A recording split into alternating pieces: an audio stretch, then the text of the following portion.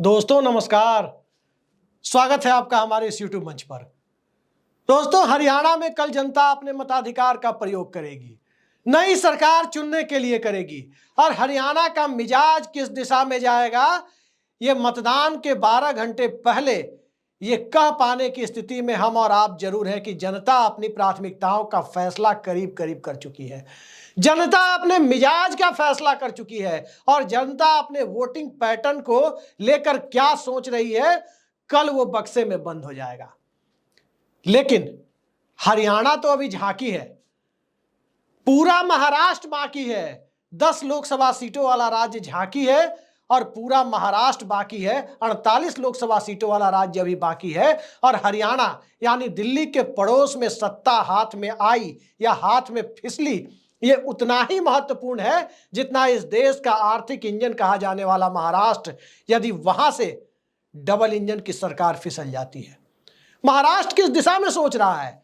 महाराष्ट्र ने पिछले 5 साल की विधानसभा में तमाम तरह के नए नए प्रयोग देखे। 80 घंटे की सरकार भी देखी, 80 घंटे के बाद 32 महीने की भी सरकार देखी और शेष कार्यकाल के लिए गुवाहाटी मॉडल की भी सरकार देख रहा है। एक ऐसी सरकार जिसमें पार्टी किसी और की थी, किसी और की हो गई, यूं कहें बना दी गई।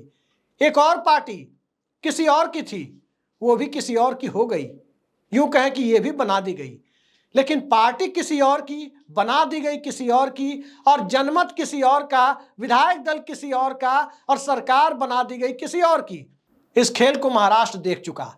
288 सदस्यों की विधानसभा महाराष्ट्र के लिए जितनी महत्वपूर्ण है, दिल्ली के लिए महाराष्ट्र से चुनकर आने वाले 48 सांसद महत्वपूर्ण है। दिल्ली में जिस प्रकार से गठबंधन की सरकार चल रही है, नरेंद्र मोदी और अमित शाह की सत्ता बैसाखियों के सहारे टिकी हुई है। नानी फैक्टर का दबाव कितना ज्यादा है, नानी फैक्टर यानी नायडू नीतीश फैक्टर, उस दबाव के महाराष्ट्र चुनाव के बाद आगे बढ़ने की आशंका जताई जा रही है।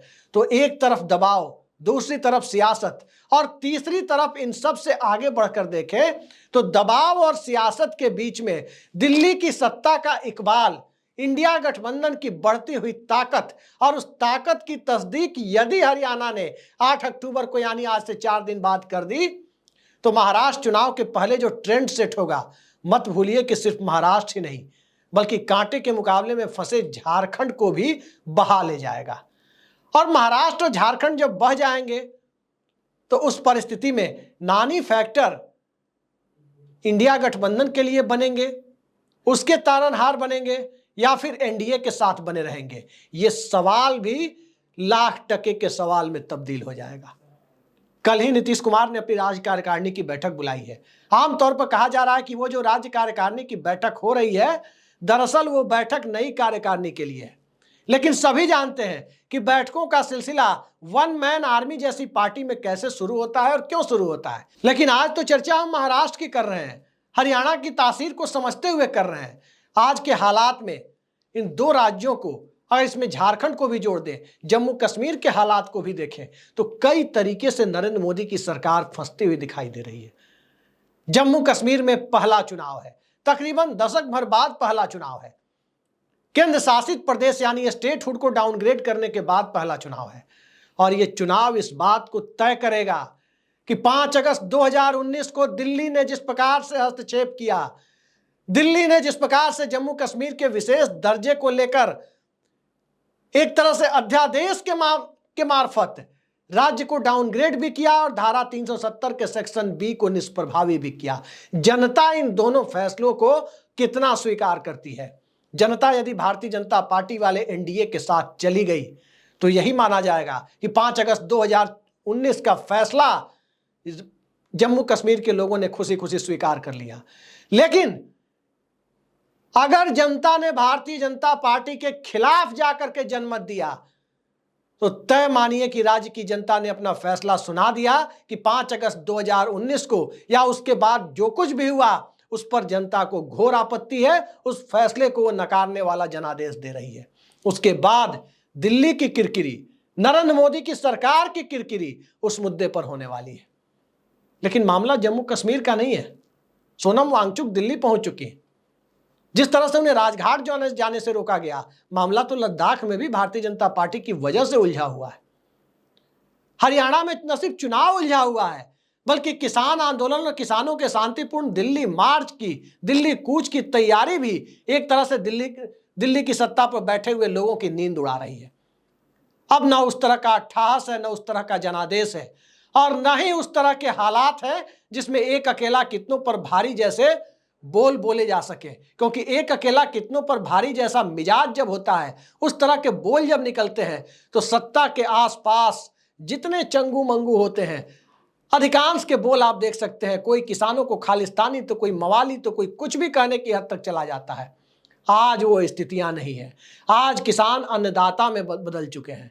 आज किसानों के सामने अब चिरौरी करने की नौबत आने वाली है, और अब किसानों के सामने भी ओपीएस की जगह एक नए तरह की पेंशन स्कीम जिस तरह सरकारी कर्मचारियों के लिए सामने परोसी गई है, उसी तरह से मुलम्मा देने जैसी कोई कोशिशें भी 8 अक्टूबर के तत्काल बाद दिखने लगे। कोई आश्चर्य करने की जरूरत नहीं है, क्योंकि दिल्ली मार्च चाहे किसानों का हो या नौजवानों का हो या इस देश के किसी भी संगठनों का हो, जब 100-125 लोगों के सोनम वांगचुक के दिल्ली मार्च को जब दिल्ली बर्दाश्त करने को तैयार नहीं है, तो लाखों की संख्या में किसानों को बर्दाश्त करने का मिजाज कहां से आएगा? यह आसानी से समझा जा सकता है। तो एक तरफ हरियाणा का जनमत दिल्ली की परेशानी बढ़ाने वाला है, जम्मू कश्मीर का जनमत नरेंद्र मोदी और अमित शाह की परेशानी बढ़ाने वाला है। तो सवाल उठता है कि इन दोनों राज्यों की तुलना में, और यदि इन दोनों के साथ झारखंड को भी ऐड कर दें, तो इन तीनों राज्यों की तुलना में, जहां 14 झारखंड, 10 हरियाणा, 24 और 5 लोकसभा सीटें कश्मीर की, जम्मू कश्मीर की, यानी 29 लोकसभा सीटें इन 3 राज्यों में है। और इन 3 राज्यों की परेशानी जब इतनी बड़ी समस्या खड़ी कर सकती है बीजेपी के लिए, वहां 48 सीटों वाले राज्य का क्या होगा, जहां भारतीय जनता पार्टी के हाथ से सत्ता फिसलती है, एनडीए के हाथ से सत्ता फिसलती है। गुवाहाटी मॉडल और 50 खोके एकदम ओके के कथित नैरेटिव को जनता यदि नकारती है, तो उस परिस्थिति में विनोद तावड़े को जेपी नड्डा की जगह ताजपोशी कराने की मंशा कहां छूट जाएगी? हरियाणा का जनमत अगर पक्ष में नहीं आता है, तो मनोहर लाल खट्टर क्यों दिल्ली में ताजपोशी की, भाजपा अध्यक्ष के तौर पर ताजपोशी की जो कोशिश है, वो उस पर पानी फिरेगा। क्योंकि जो अपने राज्य में नहीं जिता पाया, जो अपने राज्य में बतौर मुख्यमंत्री हटाए जाने के काबिल हो गया, वो भाजपा कैसे चलाएगा? वही स्थिति विनोद तावड़े की हो सकती है, वही स्थिति देवेंद्र फडणवीस की हो सकती है। तो महाराष्ट्र का जनमत कई जगह भारतीय जनता पार्टी के लिए एक बड़ी चुनौती खड़ी कर रहा है, और जितनी बड़ी चुनौती बीजेपी के लिए खड़ी कर रहा है, उससे ज्यादा बड़ी चुनौती बीजेपी के मौजूदा निजाम, मौजूदा नेतृत्व के लिए खड़ी कर रहा है। मौजूदा नेतृत्व आप सभी जानते हैं कि 2 ही लोग हैं सत्ता के शीर्ष पर, नरेंद्र मोदी और अमित शाह। दोनों गुजरात से आते हैं। भाजपा के शीर्ष पर एक तरह से गुजरात लॉबी काबिज है, और न सिर्फ राजनीति में, आप कहीं भी जाकर के देखें, हर जगह गुजरात लॉबी का दबदबा दिखता है। गुजरात से आने वाले उद्योगपतियों को देखिए, क्रिकेट बोर्ड को देखिए, उससे भी आगे बढ़कर देखें, वर्ल्ड कप क्रिकेट हाल ही में हुआ था, ज्यादा दिन नहीं हुए हैं, 1 साल भी पूरा नहीं हुआ है। वर्ल्ड कप क्रिकेट का उद्घाटन भी है गुजरात में, अहमदाबाद में। सबसे इंपॉर्टेंट माना जाने वाला भारत पाकिस्तान का मैच भी अहमदाबाद में, और फाइनल मैच भी अहमदाबाद में। ऐसा लगा सिर्फ बाकी के हिंदुस्तान को चरणामृत जैसे पूजा में, सत्यनारायण की पूजा में मिलता है, उसी के लिए बने हुए हैं। पूरी प्रसाद खाने के लिए तो अहमदाबाद बना हुआ है। इस तरह की मानसिकता इस देश के अंदर यदि बन रही है, तो मत भूलिए कि महाराष्ट्र यानी मुंबई प्रांत के विभाजन से जिन 2 राज्यों का गठन हुआ, और उन 2 राज्यों के गठन के समय की परिस्थितियां जो थी, और उन परिस्थितियों में मौजूदा सत्ता के व्यवहार से, आचार से और मिजाज से, यदि वो परिस्थितियां जनमत को तय करने की दिशा में आगे बढ़ती है, तो मराठी लैंग्वेज को क्लासिकल लैंग्वेज का दर्जा दे देने से उसकी भरपाई नहीं होगी। जनमत नहीं बदलेगा। जिस हड़बड़ी में, आनन फानन में मराठी को क्लासिकल लैंग्वेज का दर्जा दिया गया है, वो यही दर्शाता है कि कहीं ना कहीं डैमेज कंट्रोल की कोशिश है। लेकिन क्या डैमेज कंट्रोल इससे हो रहा है? मराठी भाषा इस देश की एक बेहद सुंदर भाषा है, बहुत बड़े हिस्से में बोली जाने वाली भाषा है, और मराठी भाषा का जो सम्मान है, या इस देश की किसी भी भाषाओं का जो सम्मान है, वो क्लासिकल लैंग्वेज का दर्जा मिले ना मिले उसका मोहताज नहीं है। उस सम्मान के बिना भी वो भाषा अपना स्थान स्वर्णिम अक्षरों में दर्ज कराती है। अब डैमेज कंट्रोल की कोशिशें कैसे हो रही है? एक तरफ मराठी भाषा, दूसरी तरफ आरक्षण को लेकर, तीसरी तरफ जो हालात राज्य के अंदर आरक्षण की परिस्थितियों से बन रहे हैं, उसका एक नमूना आज आपने देखा कि विधानसभा के डिप्टी स्पीकर के पद पर आसीन व्यक्ति तीसरी मंजिल से छलांग लगाने की कोशिश करता है। वो तो भला हो कि वहां नेट लगा हुआ था, जाली लगी हुई थी जिसमें वो बच गए। ये हालात महाराष्ट्र के अंदर है कि कोई व्यक्ति अपने जीवन के साथ इतना बड़ा खिलवाड़ एक मुद्दे को लेकर के करने की स्थिति में कथित तौर पर जा रहा है, तो फिर आगे राज्य का सेंटीमेंट कैसा है उसका अंदाजा आप स्वतः ही लगा सकते हैं। जो व्यक्ति एक बड़े संवैधानिक पद पर है, उस व्यक्ति को एक बेहद निंदनीय कदम उठाना पड़ा। निश्चित तौर पर इस कदम की जितनी भर्त्सना की जाए कम है। इस तरह का कदम किसी को नहीं उठाना चाहिए, लेकिन राज्य के अंदर जन दबाव और जनता का मिजाज किस दिशा में जा रहा है उसकी एक तस्दीक आपने देखी है। बस महज एक बानगी देखी है आपने कि क्या हो रहा है महाराष्ट्र में। और ये बात ऐसा नहीं है कि उद्धव ठाकरे की पार्टी तोड़ी गई है इस वजह से, बाला साहब ठाकरे की विरासत को खंड खंड करने की कोशिश हुई है इस वजह से। शिवसेना ही मुद्दा नहीं है, उद्धव ठाकरे की लोकप्रियता जरूर है। ठीक इसी तरह एनसीपी ही मुद्दा नहीं है, उनकी लोकप्रियता अपनी जगह है शरद पवार की। उनकी पार्टी का टूटना ही मुद्दा नहीं है, बहुत सारे मुद्दे हैं। और मुद्दों को यदि आप देखें तो किसानों से लेकर नौजवानों तक और बेरोजगारों तक मुद्दों की भरमार है महाराष्ट्र में। एक्सप्रेसवे से लोगों के मुद्दे सोल्व नहीं होते, चाहे जितने भी बड़े 700, 800, 900 किलोमीटर के एक्सप्रेसवे बना दिए जाए। सवाल यह है कि विकास के साथ साथ विश्वास का जो एक्सप्रेसवे है वो भारतीय जनता पार्टी ने बनाया या नहीं बनाया। और वह विश्वास का एक्सप्रेसवे सिर्फ मुंबई के लिए नहीं, आप खानदेश की बात करें, क्या वहां बनाया गया? कोंकण की बात करें, मराठवाड़ा की बात करें, विदर्भ की बात करें, किसी इलाके में दिखा क्या कि विकास के साथ विश्वास का एक्सप्रेसवे बनाया गया? महाराष्ट्र के कुछ प्रोजेक्ट को गुजरात उठाकर ले जाने की बहुत चर्चा होती है। क्या जनता इन चीजों को बर्दाश्त कर रही है? कई सारे मुद्दे एक साथ महाराष्ट्र में जुड़ते जा रहे हैं।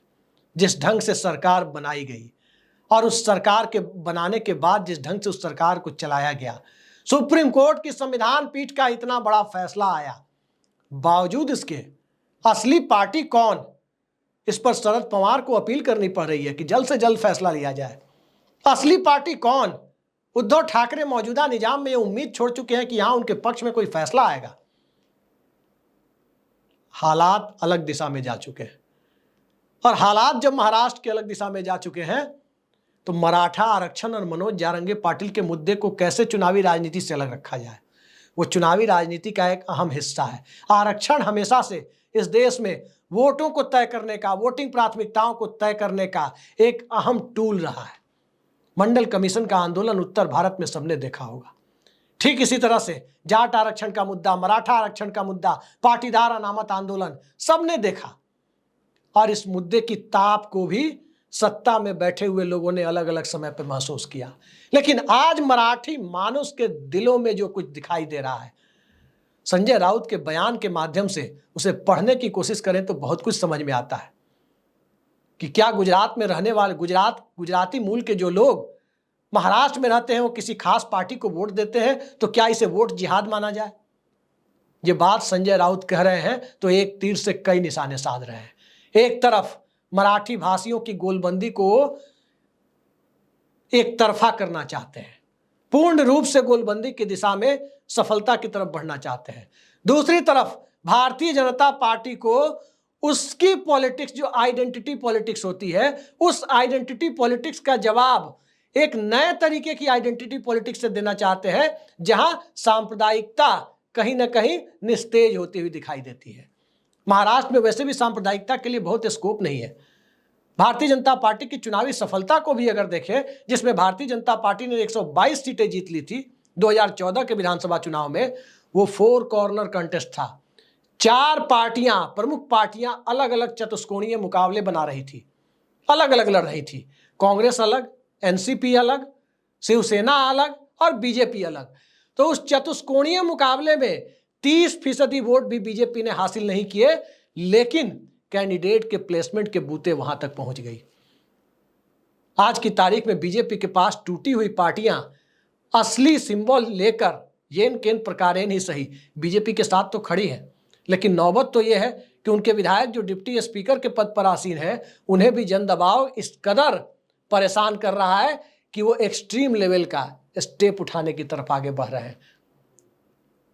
ये हालात महाराष्ट्र की राजनीति की असली तस्वीर बयां करते हैं कि जनता महाराष्ट्र में किस कदर मौजूदा सत्ता के खिलाफ जाती हुई दिख रही है, सत्ता परिवर्तन को बेताब दिख रही है। और जो आंधी हरियाणा से चली है, जो आंधी जम्मू कश्मीर से चलती दिख रही है, वो आंधी महाराष्ट्र के साथ साथ झारखंड पहुंचती भी दिख रही है। और महाराष्ट्र में आंधी के पहुंचने की बात छोड़ दीजिए, महाराष्ट्र ने भारतीय जनता पार्टी को कभी बहुमत नहीं दिया, महाराष्ट्र ने कभी आरएसएस के लिए जमीन तैयार नहीं की, महाराष्ट्र ने कभी सांप्रदायिकता की राजनीति को उस तरह से प्रश्रय नहीं दिया जिस तरह से हिंदी भाषी भारत में भारतीय जनता पार्टी अपने हिसाब से करने में कामयाब रही। महाराष्ट्र की राजनीति का जो मिजाज रहा है, उस मिजाज में मराठी अस्मिता, मराठी भाषी मानुस और इन सब से आगे बढ़कर अर्थव्यवस्था को राजनीति के एक टूल के तौर पर, एक महत्वपूर्ण राजनीतिक अस्त्र के तौर पर इस्तेमाल करने की जो कोशिशें हैं, वो कोशिशें इस दूसरे राज्य में, दक्षिण के राज्यों को छोड़ दे तो उत्तर के राज्यों में कम से कम देखने को नहीं मिलती। और यही वो पहलू है जहां 5 किलो राशन और खाते में कभी कभी कोई ना कोई सम्मान निधि के नाम से भेजा जाने वाला पैसा चुनावी मुद्दे के रूप में मजबूती से सामने नहीं आ पाता। यह ठीक है कि विदर्भ के किसानों की स्थिति बहुत दयनीय रही है, लेकिन किसानों का आत्मसम्मान इतना बड़ा है जिस आत्मसम्मान को 2000 और 5000 रुपए की किसी सम्मान निधि से खरीदा नहीं जा सकता। यही महाराष्ट्र की हकीकत है और इसी हकीकत को समझने में बीजेपी नाकामयाब रही है। तो जो आपने देखा कि हरियाणा अभी झांकी है, पूरा महाराष्ट्र बाकी है। देखते जाइए, 28 नवंबर तक नई विधानसभा महाराष्ट्र में गठित होनी है। आज वहां शरद पवार मुद्दा नहीं है, आज वहां उद्धव ठाकरे मुद्दा नहीं है, आज वहां राहुल गांधी और इंडिया अलायंस मुद्दा नहीं है, आज वहां नरेंद्र मोदी और अमित शाह भी मुद्दा नहीं है। आज महाराष्ट्र में मुद्दा यही है कि जिन लोगों ने जिस धोखे से, जिस राजनीतिक धोखे से गुवाहाटी मॉडल वाली सरकार बनाई, उनके साथ राजनीतिक तौर पर वोटों के माध्यम से, लोकतांत्रिक तरीके से कौन सा राजनीतिक सलूक जनता को करना है। देखते जाइए क्या करती है जनता। आज के लिए इतना ही। नमस्कार।